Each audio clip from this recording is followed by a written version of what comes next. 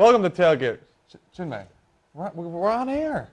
Sorry, I'm not really used to this whole camera thing. Give me a second. Actually, get it together. Give me 30.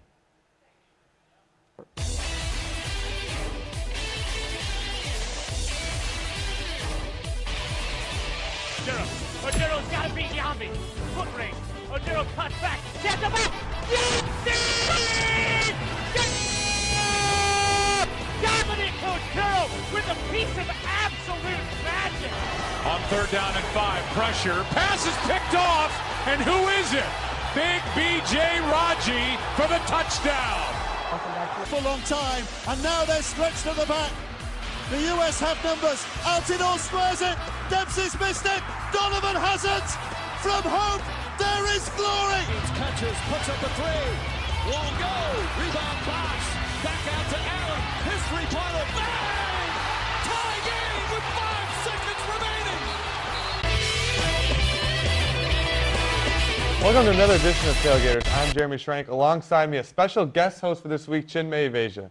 That's right, Jeremy. Ryan Pereno would be here right now, but he is currently in Chicago interviewing for an assistant position with the Chicago Fire. Hopefully everything works out for him. I doubt he's going to get it, but that's great now. But this is a pivotal week of sports, and we're going to play a little fact or fiction. You ready, Chinmay? I'm ready. I'm going to start us off. The first one, the Baylor Bears are ranked 6th in the AP poll and have the best offense in the country, averaging 63.9 points per game. Bryce Petty, a Heisman candidate, is averaging 20.1 yards per completion, but they have had a pretty weak schedule. So, Chinmay, fact or fiction, Baylor will beat number 10 Oklahoma on Thursday night and will eventually win the Big 12. I'm going to say fact for both parts of the question. I believe that Baylor will beat Oklahoma on Thursday, and I think Baylor will beat them convincingly. That offense is explosive, and that defense is actually ranked pretty high in terms of points allowed. So they will limit Oklahoma offensively. The Sooners have been pretty inconsistent this year. They got blown out by Texas in the Red River rivalry. Texas, not a great team. They barely scraped by Texas Tech, so I think Baylor is gonna hang 60 on Oklahoma. Yeah, I'm going fact as well. You just don't score that many points and don't be for real. I mean, That's that right. offense is legit. They have had a weak schedule so far, but they play a tough schedule. Like I said, number 10 Oklahoma coming up, number 25 Texas Tech the week after that, and then at number 14 Oklahoma State. So we're gonna get to see in the next couple of weeks if this team is for real. But I think they are for real. I think they're going to win all those games and maybe crawl to as high as 4 in the BCS standings, because a team that wins, in the Big 12 might jump an Ohio State team per se, because the Big 10 is so weak. Absolutely. The really impressive stat for me, so many people talk about their offense. It's really their defense to me that's the impressive statistic. They only give up 16 points per game. Remember we said they score 70. So think about the time the defense is on the field, and they're still only giving up 16 points a game. I don't care who you're playing. That's awfully impressive. Yeah, it's a really fit defense, and that's like a 50-point differential in terms of points scored and points allowed. They're a team like Oregon. People say, can they win the physical battle? We'll find out when they play. We'll find out when they play Oklahoma. It should be a physical battle. Yeah. Moving to the NBA, the Philadelphia 76ers are 3-1 and have beaten the Heat and the Bulls. This team looked like it was committed to tanking the season when it traded Drew Holiday and drafted Nerlens Noel, who's out indefinitely, but has looked good in its first 4 games. Fact or fiction, Jeremy, the Philadelphia 76ers will make the playoffs. It's a fiction. This team's not that good. They started off good. They beat the Heat. It's like, but the talent level isn't there. We've seen it already from them. Michael Carter-Williams is better than advertised. Let's throw it out there. People said coming he is out, very good. He's very good. He wasn't a good shooter, but his defense, he had triple-double already, in his first couple games as a 76er. There's a reason people said this is going to be the worst team in the league. Their talent is not there. Spencer Hawes is playing a lot of minutes on that team. Evan Turner is like, maybe just slightly above average. They're not good. They're not good. Michael Carter-Williams will come back to the pack, per se. It'll average itself out. They're still, I think, going to win 20, 25 games. That's it. That's all they're going to do. Yeah, based on his physical characteristics, I thought Michael Carter-Williams would be, at best, a solid point guard just because he's 6'6", and he has that defensive mentality after playing at Syracuse. But he was absolutely lighting it up against the Heat. And then against the Bulls, they actually came back and won that game. They have some solid role players on that team. So I think Philadelphia is going to be decent, but I'm still going to go with fiction. They will not make the playoffs. Just too competitive in the bottom of the East there. The East is really top-heavy with the Heat, the Bulls, the Pacers, and the Nets. And at the bottom, there's just a lot of bottom-feeder teams that could sneak in, and the Sixers probably going to end up tanking anyway. So I'm going to go fiction. I'm just really happy we don't have to hear about them undefeated. If God forbid they won a couple more games, it would have been all over the media. It would have been all over the place. Yeah, nice little win streak they got It's going good. there. Well, it's only 3 games. It's like you can win a 3-game win streak in May isn't as impressive. It's like you don't That's hear true. about it. So. That's true. Speaking of win streaks, Indianapolis Colts, they came back from down 18 to beat the Houston Texans 27-24 on Sunday night. The Colts have beaten the Niners, Seahawks, and the Broncos, all teams possibly picked to contend for the Super Bowl this season. Jim, fact or fiction, the Colts will make the AFC title game this season? I'm going to go with fiction, and I think this Indianapolis team is really good, really talented. Andrew Luck is a really talented guy. They certainly have the pieces in place. I think Trent Richardson was a good move for them for the future. T.Y. Hilton has proven to be a stud.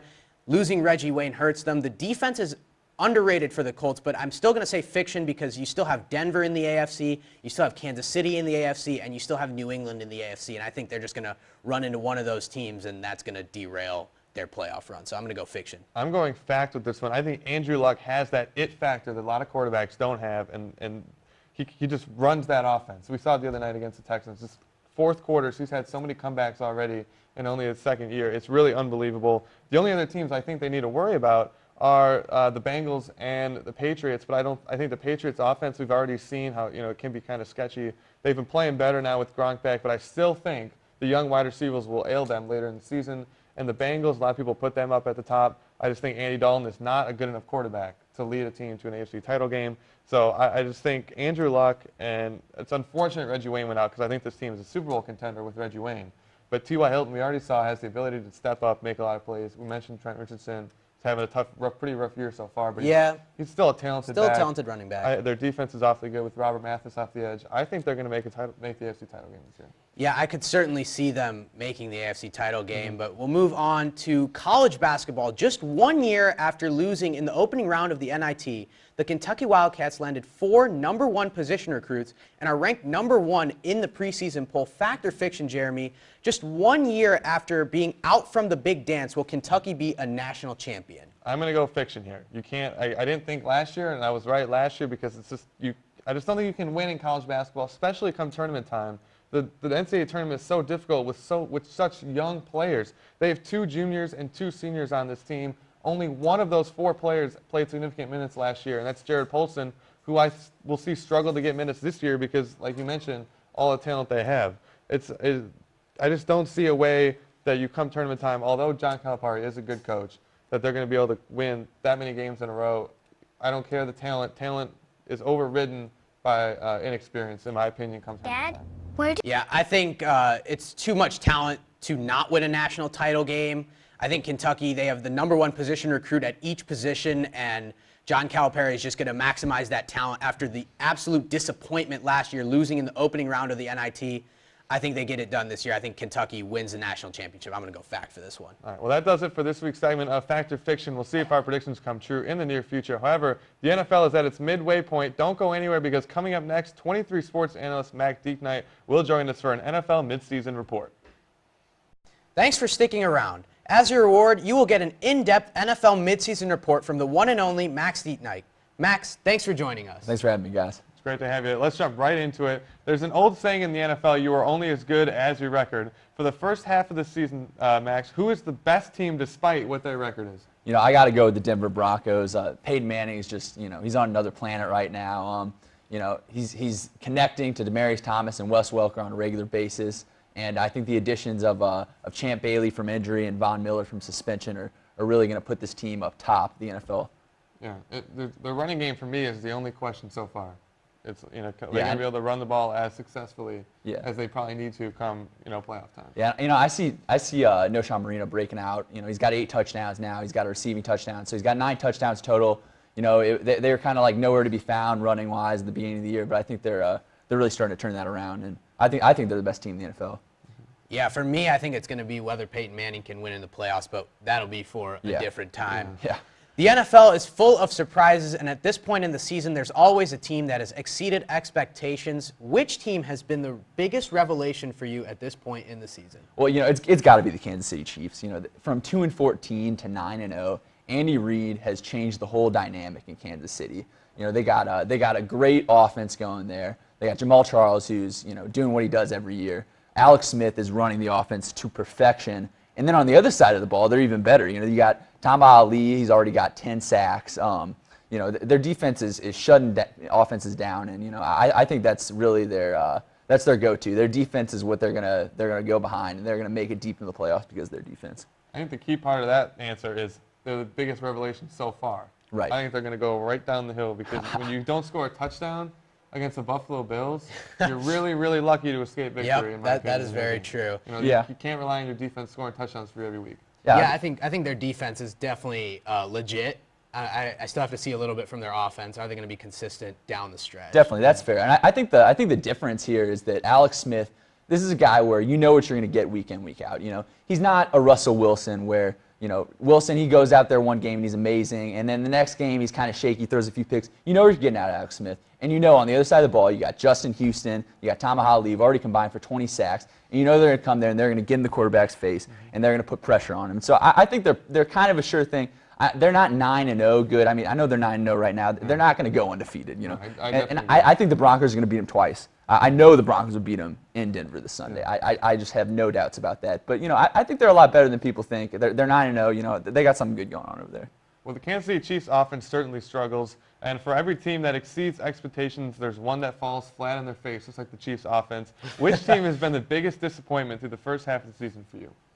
You know, you hear a lot about the Atlanta Falcons, but I'm going to go with the Tampa Bay Buccaneers just because, you know, coming into the season, you heard the one thing the Bucs couldn't do last year is that, you know, they couldn't stop people on the deep passes. You know, their secondary was terrible, and they go out and they get the best corner in all of football. So you're thinking, okay, you know, the Buccaneers, they're not that great, but they're going to have a solid season. Here they are, they're 0-8. Last week, they looked like they were going to pull off a huge upset in Seattle. They're up 21-0 at halftime on the best home team in the NFL. And they find a way to lose 27-24. You know, I think Shiano's on his way out. I know they had a huge quarterback controversy, but you know, that's really no excuse to be 0-8. He's lost the team, and I just think they're going. You know, their stock is going plummeting every week. It's going further and further down. Yeah, that's certainly one of the more disappointing teams. Even the Houston Texans could be a team that you could throw in there. Yeah, definitely. A team that had Super Bowl expectations going into the year. I still think the Falcons are up there. I know a lot of people put this losing against Julio Jones, the fact that he's out, but I still think Matt Ryan has played really, really bad. And the critics after last year are just coming right back because he is just not performing at a level. Again, they have had injuries. Steven Jackson was hurt. And now Julio Jones obviously out for the year, but I still think they're really underperforming. Yeah, I think Jackson was a huge loss for Atlanta because it looked like they finally were going to have a running game this season. And that was the thing that I think kept them from getting to that Super Bowl last year against the Seahawks. And, you know, and Jackson, you know, he's training hard. He, you know, is finally with the team that was going to win, coming from St. Louis. You know, Jackson, he's always been great. And then it's too bad for the Falcons, really. A series of injuries for the Falcons, but it is that time of the year when candidates start to emerge for end-of-the-year awards. Who is your MVP for the season based off of the first 9 weeks? You know, you got to go with Peyton Manning. You know, the guy's on pace to not only break the touchdowns record. He's got 29 touchdowns already through 8 games, but he's also on pace to you know, break Breeze's yards record. So you know, he's playing on another planet right now. I was surprised personally that when Fox went down with you know, with sickness that they didn't put Peyton Manning as the interim head coach, and you know. There's really, you know, you got Phillip Rivers, he's playing great, but there's really nobody else in contention for the award, in my opinion. I don't even think John Fox runs. It's still Peyton Manning all the time running that offense. Yeah, I mean, definitely. Peyton Manning just does everything. Yeah, absolutely. And now especially, it's really his show because Jack Del Rio is a defensive specialist, and it's just going to be Peyton. Go out there and do whatever you need to do. Yeah, you always have fun trying to decipher what Peyton's doing at the line of scrimmage, weird signals. You know, sometimes he changes it up. You know, one time it's Florida, one time it's Gator, one time it's Steve, and then next time it's Spurrier. So he always has fun with that. And what amazes me is that, you know, year in, year out, he finds a way to win. And you know, it seems like right when you think, okay, he's having an off day, he comes back out in the second half, and he reads the defense and he takes them. Like this last week in Washington, it looked like Washington was about to pull off an upset, and they ended up winning in a blowout. You know, and so you know, I think he's at he's at the top of his game right now. I honestly think that this is his best season so far. All right, from MVP to potential future MVP talk. With the expectations for rookies being higher than ever, which rookie has made the biggest impact either offensively or defensively through the first 9 weeks for you? You know, I'm really surprised by this, and I know Chimney will love this. Eddie Lacy. You know, I think he's the best rookie so far in the NFL. he's having an amazing year. You know, his yards per carry are kind of deceiving because he's just been running through defenses. He's only got about 4 yards per carry, but last night ran for 150 yards against the Chicago Bears defense, and that's not a bad defense, guys. You know, this guy, he's playing smash mouth football, and he's carrying the Packers offense right now without Aaron Rodgers.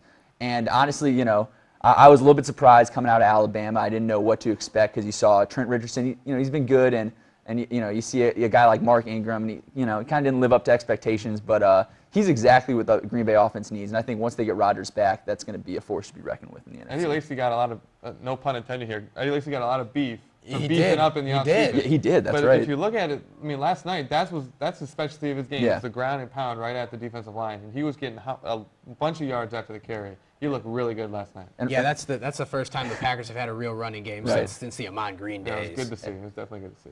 Well, Max, we are at the point in the show where it is time for you to make a bold prediction based off of the first 9 weeks of the season. Who will make the Super Bowl from the respective conferences, and then who is your overall winner? Okay, well, for the NFC, this was really hard for me because, you know, I was thinking from the very beginning of the season it had to be the Seattle Seahawks. And they came out in week 2, and they blew out the 49ers at home. They really had something good going. And in the last couple of weeks, you know, you got this game against the Rams that came down to the last play. You know, they almost lost it at home against the 0-8 Buccaneers now. And I don't know, but I still see the Seahawks making the Super Bowl. I think they're going to grind it out. They're a good enough team, and the NFC has been a huge disappointment for me.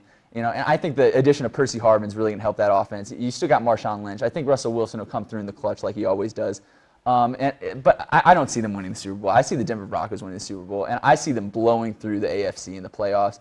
I know that's a bold statement, and I know that Manning's had his trouble in the playoffs before, but, you know, like I said earlier, I feel like this is his year. I feel like he's at the top of his game. And, you know, when he came out week 1 and he took it to the Ravens in Denver after losing to them the year before in the playoffs, I think that was the point where he said, okay, I'm the man. I'm going to win me a second Super Bowl. I'm the man. That's a good one. I know, but you look at the Seahawks. My only question is, you know, again, like the Buccaneers team being down 21-0. There's, you know, you can't have that happen against a good team like the Niners, who will put you away when they get in your spot like that. So that's my only question with the Seahawks moving forward. Thanks, Mac, for joining us about the NFL Midseason Report. As for the rest of you, stick around as Chinmay and I will talk about what we're excited about this week and, of course, updates in the Pick 6 competition. Welcome back from the break. As we do every week on this show, no matter who is hosting Chinmay, is tell you what we're excited about this week. Really excited about that. All right, I'm excited. I was excited, and that was exciting for me. So I'm excited to be a Jet. It would have been exciting. This is exciting. It's exciting for me. Excited about that. You know, I'm just excited to be here. I'm excited. So, Chinmay, what are you excited about this week, you know, in the sports world? I am excited for Sunday division matchups on CBS at noon. You have the Cincinnati Bengals taking on the Baltimore Ravens. That is going to be an absolute nail-biter of a game. Yeah, slugfest. Yeah, I couldn't even find a word to describe it. It's going to be a really close game. Huge division implications in that one. That is going to be definitely a nail-biter. Definitely want to tune in to that one. As for the second division game, the Denver Broncos will travel to San Diego to take on an upstart Chargers team. The San Diego Chargers are definitely going to throw a wrench in that division race. I think they're going to split with both Denver and Kansas City, and that's just going to make this game really interesting. This is a trap game for the Broncos because they're going to be looking ahead to next week against the Chiefs on Sunday Night Football, so I'm excited for both of these games. Going from Sunday Night Football to Thursday Night Football, what I'm excited about this week, maybe the first time ever anyone's excited about Thursday Night Football. Yeah, normally not too great NFL, games. Chinmay. It's not the NFL. It's college football this week. Oregon and Stanford, number 3 versus number 5. Wow. And then Baylor against Oklahoma, number 6 versus number 10. 6. It's going to be a fantastic night of football. I can't wait to watch all the football. It's going to be, again, there's so much BCS implications in both of those games. Oregon wins. Do they have the resume now to go to the national title? They pretty much do, I think. If Stanford wins, do they have a resume to go to the national title? It's just a lot of question marks in that game. It's going to be a fantastic night of football. I cannot wait. And I believe those are back-to-back, so you will be able to catch both of them. And then don't watch the Thursday night football game in the NFL, NFL, because if anyone wants to watch the Vikings and the Redskins, because that's just going to be kind of a lull of a football game. Yeah, absolutely. We're going to do a new segment here on Tailgaters. We're going to show you the play of the week. Let's show you Nebraska's Hail Mary against Northwestern right now. Trips to the near side. Kellogg gets a shotgun snap. Final play of the game. Ron waiting for the wideouts to get downfield. Launches the throw down toward the goal line, going up. Ball tipped in the air. Caught! Touchdown! Jordan Westerkamp! Nebraska wins the game on the final play of the contest. Oh, baby! Oh my goodness! Oh my goodness! What a scene in Lincoln, baby! Woo!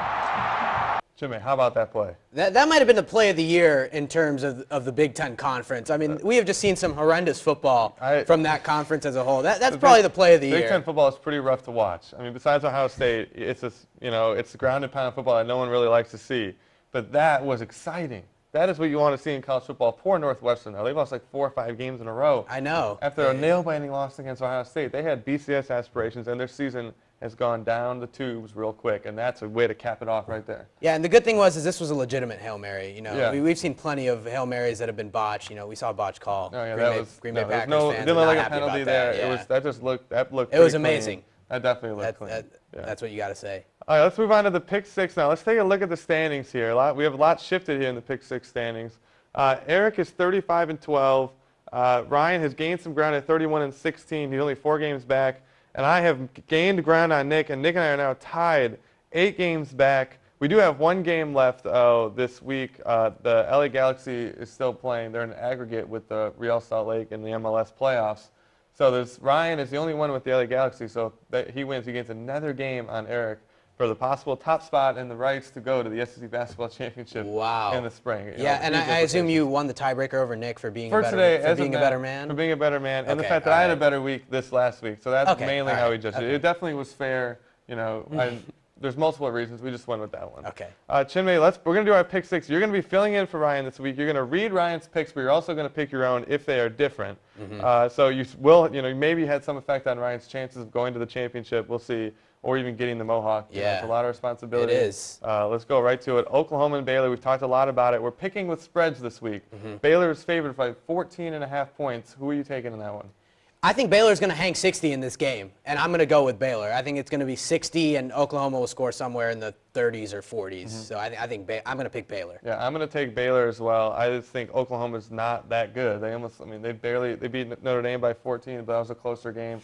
They got routed by Texas. Absolutely. Texas was playing awful football, and they came out of nowhere and beat Oklahoma. So I definitely am taking Baylor in that one. The next game we got, I'll start us off. It's Oregon and Stanford. We talked a lot about that too. Oregon is favored also by, I think, 10.5 points. Who do you got? I'll go first. I'll take Oregon at 2. I think, like you said, Baylor's going to put up 60. I think Oregon's going to put up like 35. I think it's going to be like 35-21 Oregon. Yeah, I'm also going to go with Oregon. 11 points for the Oregon offense. I mean, they could score a garbage time touchdown, and that could blow it right there for people who are betting on this game. So I'm going to go Oregon with this one. I think it'll be a lot farther than 10 points, though. I think it's going to be Does Ryan have Oregon or Stanford? Ryan actually has Stanford in this one, so that's what's going to count in Ryan's. Okay, he has Ryan's Stanford got with the spread. All right, the next one we got Alabama playing LSU. Alabama favored by 11.5. Who do you got in that one? I actually have LSU winning the game. So I'm going to go with LSU for this one. Wow. I think Ryan has Alabama. Okay. So Ryan thinks Alabama's going to get this win. I actually have LSU winning. I'm definitely going with Alabama. This is a big rivalry game, but I don't think LSU's offense has the firepower that Alabama does. And I think Alabama's defense can shut it down. I think even with the spread, I think Bama wins the game. I think they win 24-10 against LSU. The next game we got Mizzou football against Kentucky. Mizzou football favored by 14. Who do you got in that one? Is this even a question? Kentucky is probably the worst team. It's really not a question. Easily the worst team in the SEC. Probably the worst team south of the Mason-Dixon line in terms of college football. So I'm definitely going to go with Mizzou football for this one. And Ryan also has Mizzou football. Okay, I also have Mizzou football. Kentucky's really bad. The spread shouldn't even matter. I think if you're in Vegas, buy now because I think they're going to win by 30 or 40 points. I have them in around 49-17 Mizzou. We're going to stick with the Mizzou game. We're also picking another thing this week. Which Mizzou running back will score the most touchdowns for the Tigers this week? Ryan actually was going with Matty Mock, and then I had to remind him that it's running backs, not quarterbacks. So me and him agree on this one. Henry Josie is going to score the most touchdowns, probably 2. I think he's going to score 2. I have Russell Hansbrough. I think Russell Hansbrough's established himself as the goal line back. He's kind of the bigger of the 3 backs that Mizzou throws out there. He had a great-looking run last week, like a 26-yarder, I think. I think he's going to score the most touchdowns this week. And the last one we have Mizzou basketball against Southeastern Louisiana. We're pretty much saying they're going to win, I mean, which was kind of a question mark last week. Yep. So an over-under 20.5-point victory for Mizzou basketball Friday night against Southeastern Louisiana. I have the under. Ryan has the over. Okay, wow, Ryan. Yeah. They looked pretty bad the other night. They did. They did look against really Central bad. Missouri. It was pretty hard to watch for quite a while. I have Mizzou basketball. Or I'm taking the under. Obviously, Mizzou basketball winning, but I'm taking under after only a 13-point victory against Central Missouri just a week ago. Well, that's all we have for this week's episode of Tailgaters. Make sure to check out all of our online content at mutv.missouri.edu, and make sure you check out the other sports shows This Week in 23 Sports and Triple Play. I want to thank Chinmay for hosting with me this week in place of Ryan, but thank goodness Ryan will be back next week here on MUTV at 5:15. Thanks for watching, and stay tuned for Triple Play coming up next. Good night, everybody.